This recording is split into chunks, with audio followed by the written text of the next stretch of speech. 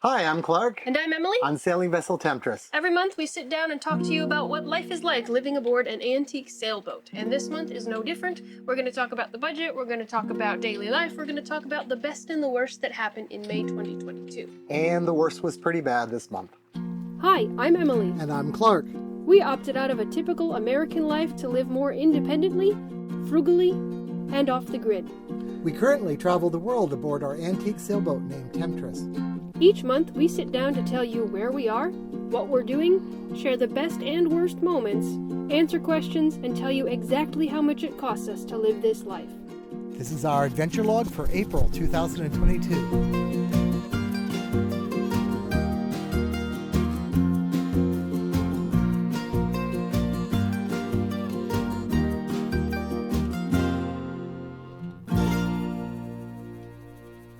We'll get into the worst part of this month, but first let's go through the normal stuff. What is the weather like, and where are we? Well, we're still in the Dominican Republic. We're in Luperon. We've been here quite a while. We're really kind of getting to know people here. It's kind of a different way to cruise. Instead of moving around from beautiful island to beautiful island, COVID kind of made us lock down for a while. And that's good too. You know, we got a little society going on here. We made good friends. We have lots of activities we do here. It's getting hotter here. We're pretty far south, so there's that. It's hurricane season now. And we have to watch the weather, but we're in the safest bay in the whole Caribbean. So the weather, if a hurricane came, we would stay right here. So that takes the worry away, because it's not like I have to have 18 different possible ways to go to if the wind is coming from different directions. No matter what happened, I would stay here. And a lot of people come here for hurricane season. As you probably know, maybe you're thinking about coming here for hurricane season someday. We are going to make a video coming up here working with the locals to explain how to get into the bay, what do you do to check in, how much does it cost, what are the places to go, the things to do in the Dominican Republic. So if you have questions about Luperon and about the Dominican Republic as a cruiser, please leave them in the comments, because we will collect those up and we will try to answer those as much as we can when we make that video. Next on the list, how is the technology stuff going, Emily? We spent a lot of time this month sitting down and assembly lining right here on this table all the BankManagerPLUS units to combine lithium and lead batteries together. So if you have a lead-based system on your boat, but you want to add a little bit of lithium without upgrading everything, this is the way to do it. We have 50 of those units we've sent to Wisconsin. A bunch of them are in the mail already. We have a few left though. So if you've ordered and you haven't heard from us, maybe order again, because we've had some problems with reaching people via the email addresses, the phone numbers they've left. So get in quick if you want these, because it might not be very soon before we have another batch. Always running out of chips and can't find any chips right now. So if you think you have an order in and you haven't received an invoice, well, send the order in again, please. Yeah, better contact us. And we have the air conditioner going. That's been shipping now for a while at marinedcac.com. He still has some units, but 30 some of them have gone out, and people are starting to ask questions about installation now, so they're popping onto boats just in time for the heat. So things are progressing with the BankManagerPLUS and with the air conditioner, both available for you. The next thing, I guess, is boat projects. As you know, we have been renovating Temptress, and everything is nice and bright and shiny, which you kind of saw last month. The improvements from this month are a little less obvious and shiny and glamorous. This is more about like reinstalling the lights, putting the little pieces of hardware back on, drilling holes and putting shelves back into the wall. Not super exciting stuff. To go back as far as we did to expose all the wood, we took everything off. And what takes like 10 minutes to like strip a wall?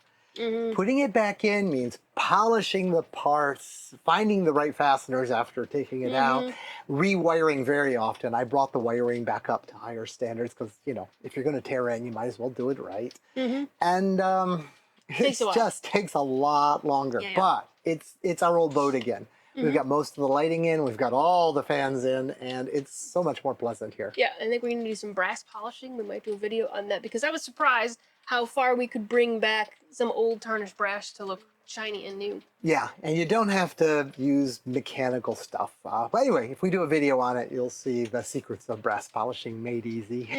Daily life, again, just kind of moving back aboard, getting things from that boat over to this boat, purging things, really looking at things like, do we need 10 of this thing, or can we reduce it down to 5?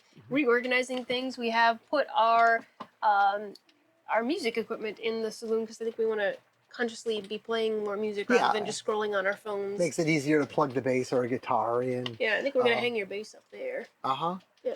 And we now have the biggest kick-ass stereo. No, we don't use it that way, but this would make your ears bleed inside a boat. It's our performance PA.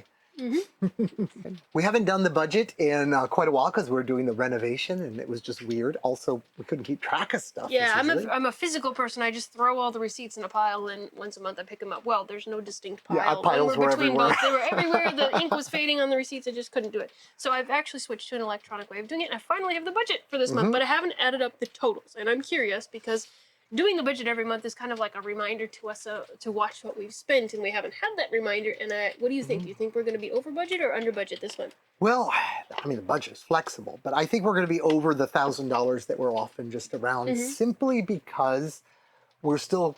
You didn't have a kitchen for most of this month still. Yeah, we ate out a lot. So we ate out a lot, and we had cleared out the freezer. So you made the trip to Porta Plata to buy a bunch of frozen food. So there was that. That's going to be in there. So I imagine it's going to be a few $100s above. Yeah, we also ruined a lot of our clothes during the renovations. Oh yeah, all epoxy. Our clothes became our crap clothes.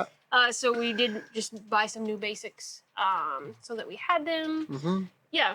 Anyway, so okay, let's see what the budget looks like. Let's take a look. Emily? Our expenses were definitely higher than they usually are. Our food budget was $710 this month. We spent $379 on groceries, $302 on restaurants, and $29 on beer, wine, and alcohol. For household, we had $10 in cleaning and supplies, plus $183 of new furnishings, which we hope will hopefully be showing you soon, different things we've added to the boat. Our phone bill for keeping our numbers was $40.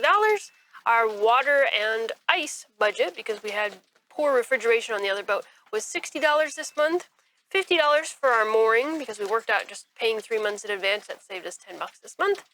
We had $200 in labor and project expenses. Health insurance was $161 as usual. We had $30 for a chiropractic visit for both of us. Fuel was $27. Entertainment was $33, which was just streaming services, and we attended an event. We spent $200 on clothes because we wrecked a lot of them in the process of redoing the boat. And then we had $250 in postage of things that we had shipped in, including some of these things, and then some promotional stuff that we got from Total Boat and some other project supplies, all mixed in. I usually separate out the postage, but we had a lot coming in this month, so I just reported all the postage. So total $1,954. We expect that will probably go back down closer to the normal $1,000 starting next month. And we will continue to try and do the budget every month. Sorry for having that gap, but it was good because I wasn't sure if the budget was effective, and everybody said, where's the budget? That's really important to us because we want to know how much it costs so that we can budget our costs. And we know the most common thing that people say about the budget is it helps us so much to see what you spend because it makes us believe that we can probably do this. Yeah. And we don't need as much as we thought, or we can be spending less money on such and such every month, and we can cut things out. So people might spend more than us or less than this, but they could just, I know, I would look at it and say, well, yeah, but I want to live 10% higher than that. Yeah, it gives you a place to alter from. So that's the budget for the month. What's next? So best and worst of the month. The best is definitely moving back aboard our boat, getting back into our home, getting back into our house. Plenty of water, hot water. Batteries good power, that aren't dying. A trustworthy power system, and comfortable cushions. It's just so much nicer living on the boat that I've set up for me to live aboard. Yeah, it's good to be home. But now let's talk about the worst thing that happens this month, because it's a personal thing, and we debated whether we wanted to talk about it. And but I think it's important because it's something that people don't think about when you go cruising. Especially later in life, there's a lot of people who are doing this after retirement, and there's something that happens, occasionally. Even just being in the Dominican Republic, it's happened a few times out here, and it's something that you should think about and be prepared for. We said we've been here a while, and we have. 2 cruisers have died since we've been here. The first one was someone we knew and we've known for a few years, but we weren't like super close with them, and it was a motorcycle accident. I guess there's another motorcycle accident where the guy is badly injured, will be affected for life. We don't do motorcycles. Yeah, because it's just not very safe. And we wear a helmet when we do. The One that happened this month, though, is a very close friend. It's a couple that we've known since the Bahamas. In fact, they came here sort of in our flotilla. And, well, they're quite a bit older. And the woman was slipping for a while. So it Health-wise, wasn't a great surprise. But she was having respiratory, cardiac, and advanced Alzheimer's. But they had chosen to stay aboard the boat. Well, she died this month. It's a terrible trauma for her husband, of course, but it is something that you, in a way, should be not prepared for, especially if you're young, but you kind of should be prepared. When this happens, the last thing you want to do that day is be dealing with all the things you're going to have to deal with. The husband came to us right away. In fact, he is older as well, and he was taking her to the emergency room because obviously she was having distress. And she fell down into the dinghy in a way that he knew he wasn't physically strong enough to get her. So he stopped by here so that I could help get her out of the dinghy, still with the idea of going to the hospital. But she had died. We got her up. We took her to a local restaurant, and we started dealing with it. And that took the whole rest of the day because there's always officials. I gotta say, I used to be an ambulance attendant. I've dealt with this, but I was very young when I was this ambulance volunteer fire department kind of a person.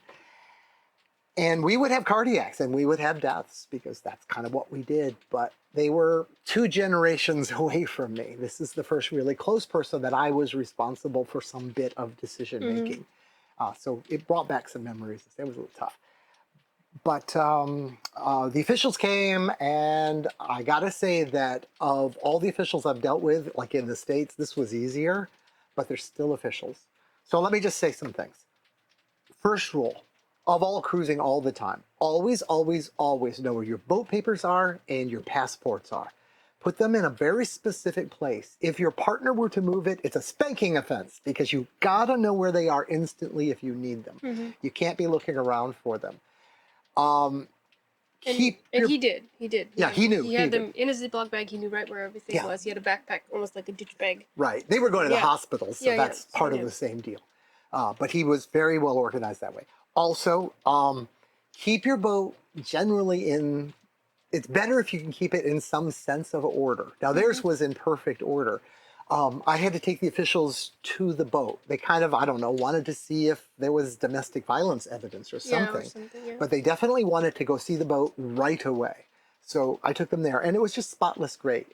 Now, if you like, I don't know, some people smoke pot on their boat. If you do, this is the last day you want to have something out. So you should always make it a plan to keep things hidden away. Because if something can happen, you could get bored at any time in this lifestyle, and things would be a lot tougher for the man that day if he had to deal with both of these deals. And then finally, have an active plan, and if you're a solo sailor, have it written down. Have it in a way that they know officially what to do with your boat and your possessions if something happens to you. Or both of you. Yeah, you know, or both or if you're of a you. single sailor, this doesn't just apply to if you're cruising with a partner, but you know, things happen to boats or to people on boats, or if you get in a motorcycle accident, you're a coma or something like that. And having a community of the sailors around you who know you and know what the plan is, and having that just, you know, if you can't talk or whatever. Have a piece of paper that if you're an older guy alone, you know, you can get debilitated. The officials will come in to protect your assets, but you know, that might not be exactly what you're after here. And if you were to want your assets to pass on to someone, you don't want it exposed to this protection. So if you have someone in your community that you trust and they have a piece of paper that says, look, I'm the person that comes in and takes charge of this boat. It's official. Here it is. You can hold that up and you will be able to keep that asset safe. So think about those things and set up something. Yeah, it could even be like, I haven't thought about what we would do, but it would probably be good to have some sort of piece of paper or an envelope on a wall somewhere that just says, in case of emergency, open this envelope. And we don't do that, but I think it's such a good idea. Maybe we'll do it. And even having it, like we talked about medical a year and a half ago, I went to the hospital, and our Spanish wasn't that good, and I just typed up something real quick that said, "This is my name. This is what I think is wrong. This is my drug allergies. These sorts of things," and then just translated it into Spanish. And it was so easy to go to the hospital and hand that to somebody. If I had been debilitated or something, his Spanish is not as good as my Spanish. I rely Mine on isn't her. great. So just having that piece of paper was a good thing to have in in a foreign country. So having that emergency contact information, who to call, what to do, and then having it in different languages probably is a good thing to do also. It wasn't a trauma. It wasn't an immediate, we need to go now. So she had time to prepare it. Yeah, but that And isn't always the case. yes, but Certainly have it wasn't in prepped this ahead of case. time. I know when I travel in a country where I don't speak the language, I always have a piece of paper. And it's rather silly and it's infantile, you would say, but it's something I can give to a taxi driver anywhere. It says, I don't speak the local language and I need to be taken back to this place. And if I got lost, I know I can flag down somebody and show it to them and they will help me get to that place. Yeah, because you can't, yes, we have Google Translate and that sort of thing, but sometimes Wi-Fi doesn't Yeah. work, or your phone Pencils is and dead, or all papers those are such wonderful things. things. Yeah, it's a good thing to have. Anyway, so so it's been a challenging Yeah. month for us, but it's been a good reminder that part of life is death, and having a community is important, having a plan is important, and it's, you know, dealing with this dealing with this at all is terrible, but dealing with it in another country could be very confusing and very stressful, and it could be less so if you just do a little bit of just in case Okay. preparation. And then since then, I know the guy very well. He's much like me. He's going to need time alone. So we've been helping. You know, we will make sure he was eating at first. You know, we just started out with what's your Maslow's levels of, hierarchy of needs. So we made sure he was fed and such. And then there was a period where we were running interference basically because a lot of people would want to come and invite him to things, but that's not how this guy works. So we would see him. And in fact, the first time we saw him, he didn't want to get out of bed. And we just came aboard his boat and I said, look, I'm here to make sure you're okay so that I can tell everybody else so they don't come. And he's, yeah, okay, thank you. And he's coming out of his shell step by step. We had all these plans of deals. We invited him over at the appropriate time for Emily to cut his hair and cut my hair. Honestly, Just that to was get him off the boat, because she went down in the dinghy and he hadn't been in the dinghy on his own yet.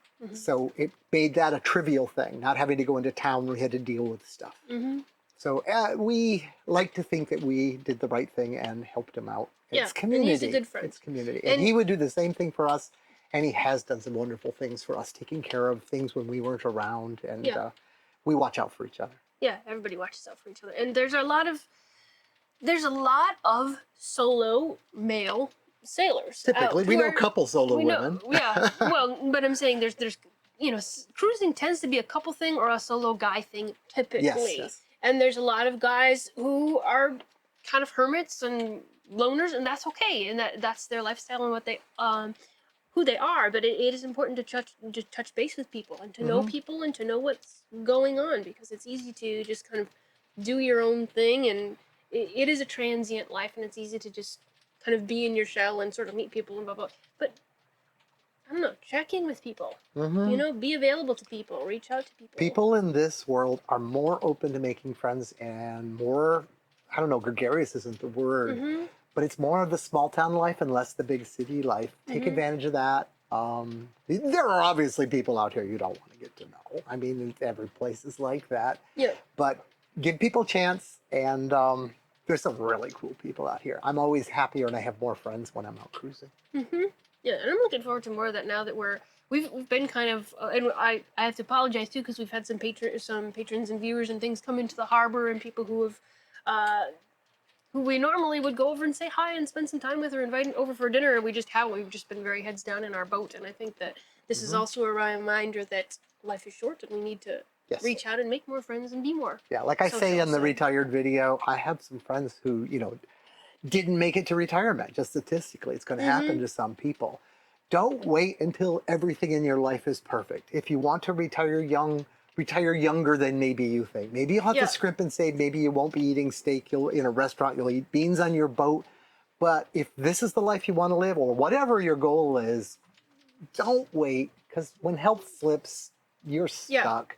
And this couple, our friends, they'd been together for 40 years. Yeah. And a lot of those years, a lot of those years, decades, on boats. They got to live that sort of life. So if you're approaching retirement, if you're setting out when you're 60 or you're setting out when you're 50, and 60's not that old. I'm getting close. No, but I'm saying after retirement, because they headed out way Oh, way they earlier started than that. like when I started at And that age. I think that this experience has made me see, like, you could have an extra year working and saving and trying to pack up your house and all that sort of stuff and tidying everything up with a boat, or you can have an extra year out here together, and that's and way better. And you can also make other decisions. At the end of your life, you might need more support in health. One could argue possibly she would have lived longer if they'd gone to a major city and had, world eminent cardiac physicians and all. But then they wouldn't be living the life that they want. So you got to say, is it worth it? And also in this particular case, as I've said, she was getting into late Alzheimer's. She would have lived in terror.